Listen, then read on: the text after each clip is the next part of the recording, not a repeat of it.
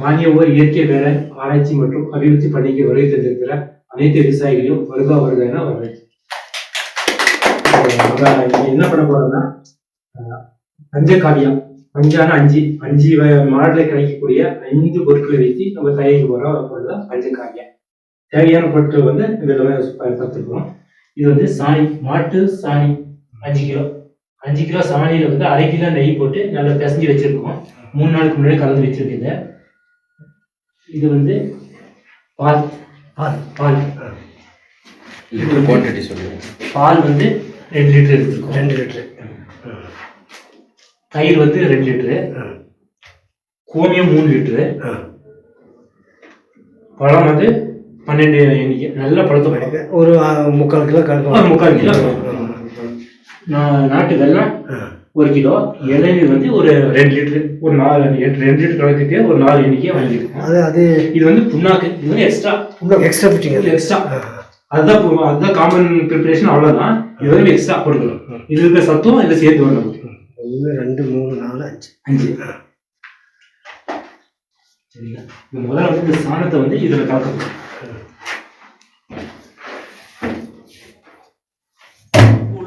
இது வந்து கோமியம் வந்து எவ்வளவு பழசா எடுக்கிறோமோ அவ்வளவு ரொம்ப நல்லது. எத்தனை வருஷம் ஆனாலும் பரவாயில்ல. இது ஒரு 3 லிட்டர் கோமியம். 3 லிட்டர். இது வந்து வருஷக்கெல்லாம் காய்ச்சி கோமியம் எடுத்து வச்சு கேன பிடிச்சி வச்சிருக்கோம். இந்த கோமியத்தை ஊற்ற போறோம். ஒரு 3 லிட்டர் போதும். நல்லா கரைச்சி விடுங்க.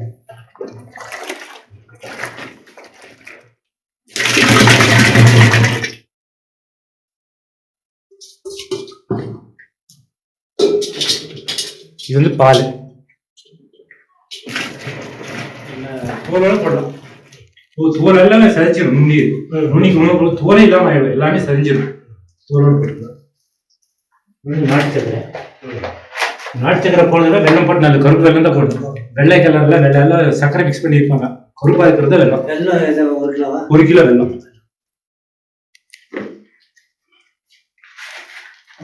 வெள்ளம் தான் நம்ம நுண்ணுயிர் பெருக்கிறதுக்கான ஒரு மெயின் இன்கிரீடியன்ட்டுங்க. இது வந்து புண்ணாக்கு இருக்கிறவங்க போட்டுக்கலாம், இல்லாட்டி எக்ஸ்ட்ரா ஃபிட்டிங் தான். புண்ணாக்கு என்கிட்ட புண்ணாக்கு இருக்கிறதுனால அவைலபிளா இருக்கிறதுனால இப்போ புண்ணாக்கு போட்டுக்கலாம். கடலை புண்ணாக்கு. இளநீர் வந்து 2 லிட்டர் போட்டுக்கலாம். இளநீர் 2 போதும். 2 லிட்டரு. 4 எண்ணிக்கை வாங்கிடுவோம். 2 லிட்டர். சரி. இளநீர்ல சைட்டோகேனின்ற அமில பொருள் இருக்கு. அது வந்து நல்லா வேலை செய்யும். செடி வளர்ச்சிக்கு நல்லா வேலை செய்யும். டேரக்டா இளநீர் கூட செடி ஸ்ப்ரே பண்ணலாம்.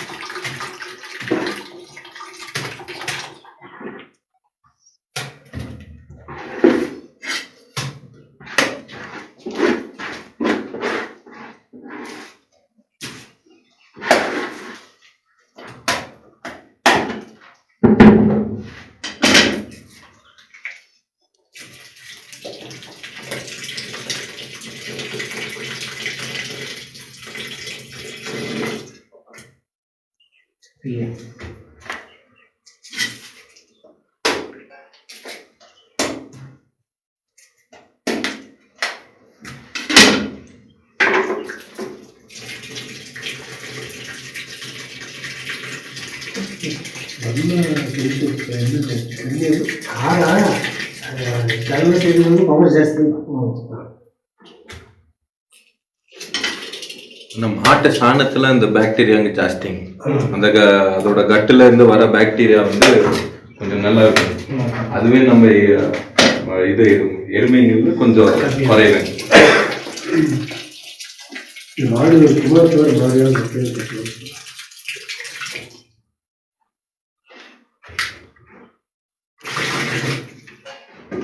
இது பஞ்சகாரியத்துக்கு தேவையான அனைத்து பொருட்களும் கலந்துட்டோம்.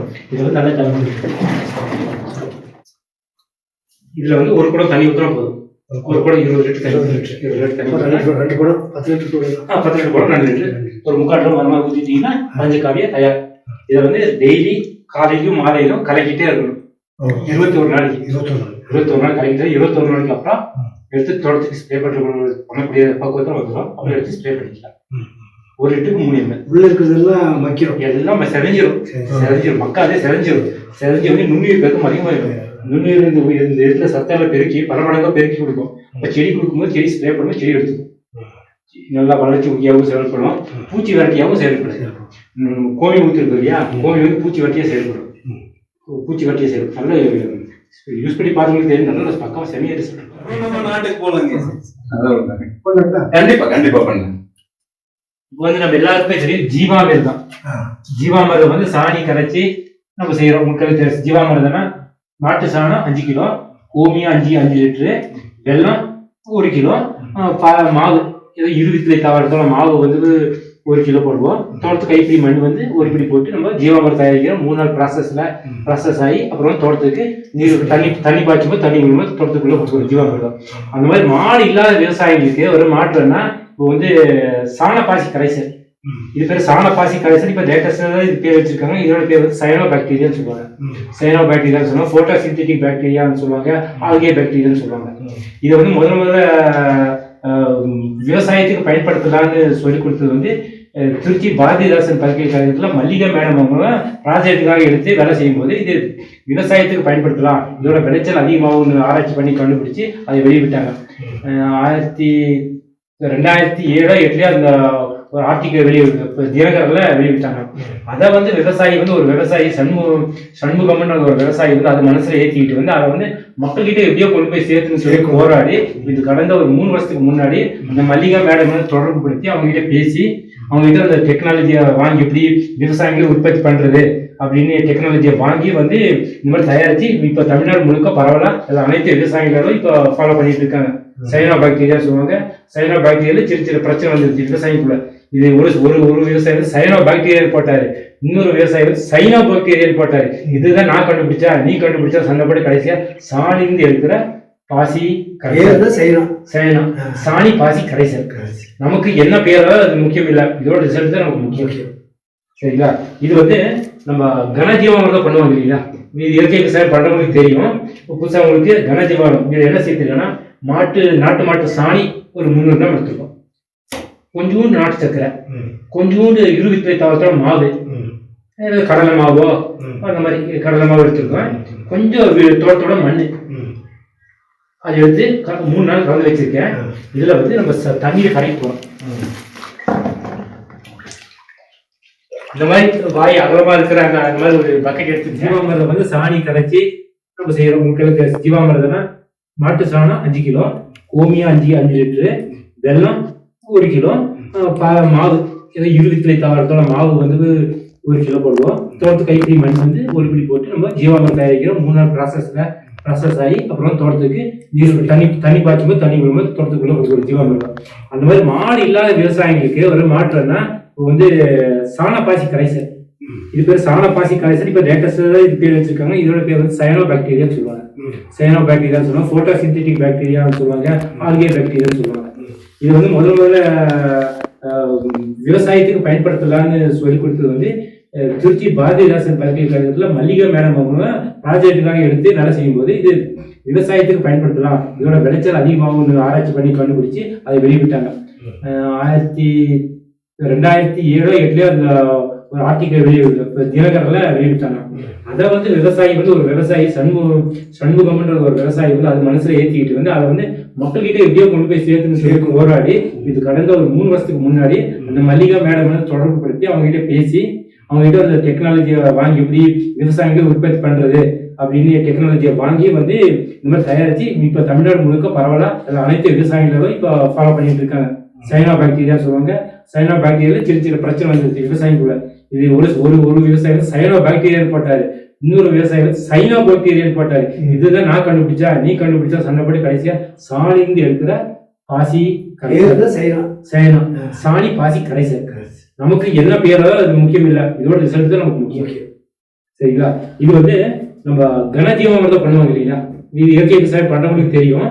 புதுசாக உங்களுக்கு கனஜீவாமிர்தம் இது என்ன சேர்த்துருக்கோன்னா நாட்டு மாட்டு சாணி ஒரு 300 கிராம் எடுத்துருக்கோம், கொஞ்சோண்டு நாட்டு சக்கரை, கொஞ்சோண்டு 20 தவத்தோட மாவு, கடலை மாவோ அந்த மாதிரி கடலை மாவு எடுத்துருக்கோம், கொஞ்சம் தோட்டத்தோட மண் அதை எடுத்து 3 நாள் கலந்து வச்சிருக்கேன்.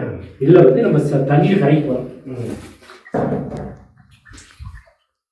நல்லமா இருக்கிற அந்த மாதிரி ஒரு பக்கெட் எடுத்துங்க. சரிங்களா? இதை வந்து அவ்வளவுதான்.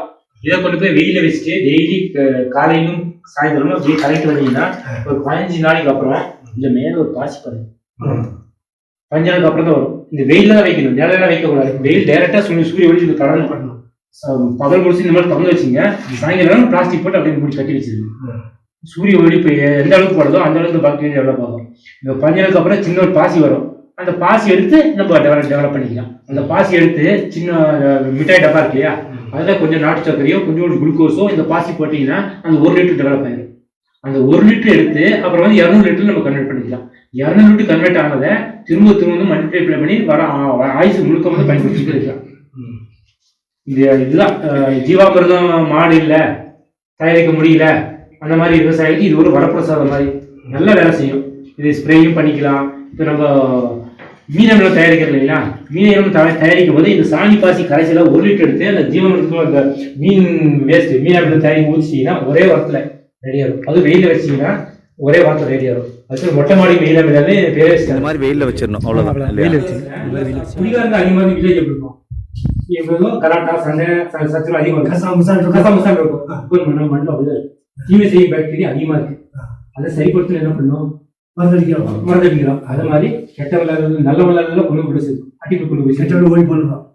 கெட்ட விளையாடுலாம் என்ன பண்ணும், இந்த மாதிரி சாணி குப்பை பெனிஃபிஷியல் மைக்ரோப்ஸ் இந்த மாதிரி பஞ்சகாவியா ஜீவாமிர்தம் மண்ணு கொடுக்க நல்லவங்க நல்லா இருப்பாங்க, நல்லவங்க அதிகமா இருக்கும். அப்போ வில்லேஜ் சொர்க்கமா இருக்கும். அதே கான்செப்ட் தான். மண்ணில் தீமை செய்யும் பாக்டீரியா அதிகமாயிடுச்சு. கெட்டதை கொடுத்து மண்ணுக்கு உழவில்லா வேளாண்மை. இது வந்து உழவில்லா வேளாண்மை. நீங்க தமிழ்வே சரி. இது பேர் வந்து உழவில்லா வேளாண்மை. இது இந்த மாதிரி மேட்டு இருமடி பாத்தி அமைச்சு இந்த மாதிரி பண்ணிட்டீங்கன்னா ஒவ்வொரு முறையும் பயிர் அறுவடை பண்ணி இங்கேயே வந்து நம்ம விதைக்க வேண்டியதுதான். இந்த கோஸ் அறுவடை அடிச்சு வச்சுங்க, கோஸ் மட்டும் புடிங்க எடுத்து இந்த இடத்துல அவரை போட்டுக்க வேண்டியதுதான். நமக்கு தேவையான காய்க்கு வருஷம் முழுவதும் இருந்துகிட்டே இருக்கும். இது கிச்சன் கார்டன் பண்ணுறவங்களுக்கு ரொம்ப யூஸ்ஃபுல்லாக இருக்கும். ஒரு பச்சை மிளகாய் போட்டுக்கலாம், ஒரு தக்காளி செடி வச்சுக்கலாம், ஒரு கத்திரிக்காய் வச்சுக்கலாம், கோஸு அவரை முள்ளங்கி. ஆமாம், கச்சரா மட்டும் இது கச்சரா வச்சுங்க. உதாரணத்துக்கு எடுத்து இதெல்லாம் நைட்ரஜன் ஃபிக்ஸிங் பேர் ரைசோபியம் என்ன பண்ணணும்னா இந்த பூமியில் 1 ஏக்கருக்கு மேலே 78 மூட்டை யூரியா இருக்கும். 78 மூட்டை அதை வந்து கிரகிச்சு வந்து செடிக்கு மண்ணு கொடுக்கும். மண்ணு கொடுக்கும்போது இந்த குளுக்கோல் எடுத்துக்கும். அதனால தான் இந்த கம்பெனி பிளான்ட்டா இதை போட போகிறோம், பட்டாணி. இப்போ நீங்க கோஸ் இதெல்லாம் போடுறீங்க, யூரியாவே போட தேவை.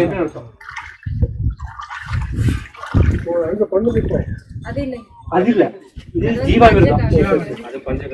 பஞ்சகாவி, இது ஜீவாமிர்தம். 3 நாள் ரெடி ஆகும். மாட்டு சாணம், கோமியம், வெல்லம், பைத்தமாவு, ஒரு கைப்பிடி மண், தோட்டத்துல இருந்து ஒரு கைப்பிடி மண் போட்டீங்கன்னா ஒரு 3 நாள் ரெடி ஆகும். இதை வந்து தோட்டத்துக்கு கொடுத்துக்கிட்டே இருக்கணும். ஒரு தோட்டத்துக்கு கொடுத்துட்டு நன்மை செய்யும் பாக்டீரியா. இதை தோட்டத்துக்கு தொடர்ந்து கொடுத்துட்டே இருந்தா மண் வளமாயிடும். இது வந்து ஃபில்டர், இது இப்படியே கொடுத்தா ஸ்ப்ரிங்க்லர்லாம் அடைஞ்சிரும். Micro ஸ்ப்ரிங்க்லர்ல duplication அடைஞ்சிரும். அதுக்கு தான் இந்த மாதிரி ஃபில்டர் சிஸ்டம் பண்ணி வச்சிருக்கோம். இதை தூக்கி உள்ள போட்டீங்கன்னா இந்த உள்ள வந்து நல்லா தெளிஞ்ச தண்ணி வந்துடும். தண்ணி வரும்போது இந்த மோட்டர் ஸ்டார்ட் பண்ணிட்டு இதை தூக்கி உள்ள போட்டீங்க, மோட்டர் ஆன் பண்ணிட்டீங்கன்னா ஜீவாமிர்தம் தோட்டத்துக்கு பாய்ஞ்சிட்டு இதெல்லாம் நல்லா பாய்ஞ்சிடும். ஜீவாமிர்தம் போது தண்ணி வேலையே கிடையாது, தண்ணியோட கலந்து சக்சன் பேப்பர் இல்லையா, அதை ஆன் பண்ணி விட்டீங்கன்னா தண்ணியோட கலந்து ஜீவாமிர்தம். வெறும் தண்ணியை நம்ம பாய்ச்சக்கூடாது. ஜீவாமிர்த தண்ணி, ஏதோ உரம் தண்ணி அதை பாய்ச்சிட்டு இருக்கும். அப்புறம் வந்து நீங்க இந்த பயோ ஃபெர்டிலைசர்லாம் பண்றீங்க இல்லையா, இது வந்து கிரியேட்டட் கவு யூரின், வெளுத்த மாட்டு சிறுநீர். இது வந்து தொல்லியல் கரைசல் ஆர்கே பாக்டீரியா, இது பஞ்சகாவியா, இது வந்து பனகாரி கரைசல். எல்லாமே கலந்து இந்த ட்ரம்மில் போட்டு ஃபெர்மெண்டேஷன் பண்ணி இந்த இதில் ஃபில்டர் பண்ணி ட்ரம்மில் கொடுத்து தண்ணி கூட கொடுத்துருக்கோம். தண்ணியோடு கொடுக்கும்போது பயிர் வளர்ச்சி ஊக்கி, மண் வள பாதுகாப்பு, நோய் மேலாண்மை, பூச்சி மேலாண்மை எல்லாமே நம்ம கொடுத்துக்கிட்டே இருப்போம். அப்போ வந்து ஒரே சீரான பயிர் வளர்ச்சி நமக்கு வந்துகிட்டே இருக்கும். கண்டிப்பாக இது நம்ம எல்லா இயற்கை விவசாயம் பண்ணுறது ரொம்ப யூஸ்ஃபுல்லாக இருக்கும். ஃபில்டரே இதாயிரும். இப்போ எப்படி ஃபெர்மெண்டேஷன் இருக்கும், அதான் இந்த மாதிரி நுரை வந்தாலே நல்லா ஃபெர்மெண்டேஷன் ஆகிதான் இருக்கும். எந்த அளவுக்கு நுரை வருதோ நுண்ணுயிர் வந்து அதிகமாக வேலை செஞ்சுருக்கு. இது பூச்சிக்கு என்ன பண்ணணும்னு கேட்டீங்க இல்லையா, இது வேப்பங்கொட்டை.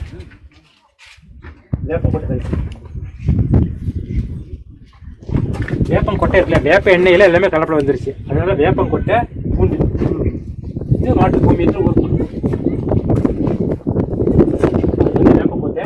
இது வந்து பூண்டு, நல்லா பூண்டு, மலை பூண்டு இருக்குது. நம்ம பூண்டு 1/2 கிலோ போட்டு நல்லா இடித்து துணியில் கட்டி ஊற வச்சுருக்கோம். அப்புறம் வேப்பங்கொட்டையை வாங்கி நல்லா இடித்து துணியில் கட்டி ஊற வச்சுருக்கோம். அதோட சாரெல்லாம் கோமியத்தில் இறங்கிடும். கோமியத்தை இறங்கினோடனே நல்லா பூச்சி கட்டியாக செயல்படும், நல்லா வேலை செய்யும். வேப்பங்கொட்டை கரைச்சி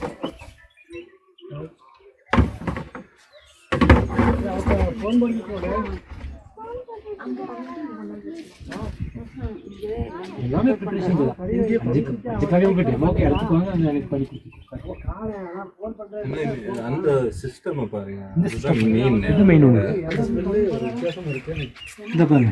இப்போ நம்ம எல்லாமே பயோ ஃபெர்டிலைசர் இங்கே பண்ணிக்கணும்.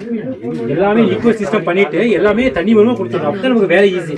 அடுத்த கட்டத்துக்கு நகர முடியும். இதில் எல்லாமே பஞ்சகாவியம் இருக்கும், எல்லாமே கலந்து டெவலப் பண்ணி தண்ணி கொடுத்துட்டே இருக்கும். இதை ஓப்பன் பண்ணிங்கன்னா ஃபில்டர் தண்ணி இதில் வரும். கடையிலேயே நாங்கள் சீக்கிரம் பார்த்தேன். ஃபில்டர் சிஸ்டம் வச்சிருக்கோம். பெரிய ஜல்லி, சின்ன ஜல்லி, கொசு வரையில போட்டு இதில் ஃபில்டர் சிஸ்டம் வச்சிருக்கேன். ஃபில்டராகி நல்லா தெளிந்து தண்ணி இதில் வரும். இதில் கொடுக்கும்போது தண்ணி மூலமாக தோட்டத்து கொடுக்கலாம். ஒரு மாதிரி ஒரு குளிர்ச்சி பண்ணி நம்ம ஈஸியாக வேலையாகும். தனியாக தண்ணி அடிக்கணும், மரத்து கொடுக்கணும். நீங்கள் பயோ ஃபெர்டிலைசர் கொடுக்கணும் கூட இதை பண்ணிக்கலாம். கொஞ்சம் புண்ணாக்கு போட்டிங்கன்னா அது டெவலப். அப்போ 10 ml போட்டால் போதும். கெமிக்கல்னால 10 மடங்கு நிறைய டெவலப் ஆகும். அப்படியே தோட்டத்துக்கு அதிகமான நுண்ணுயிர் போய் சேர்த்து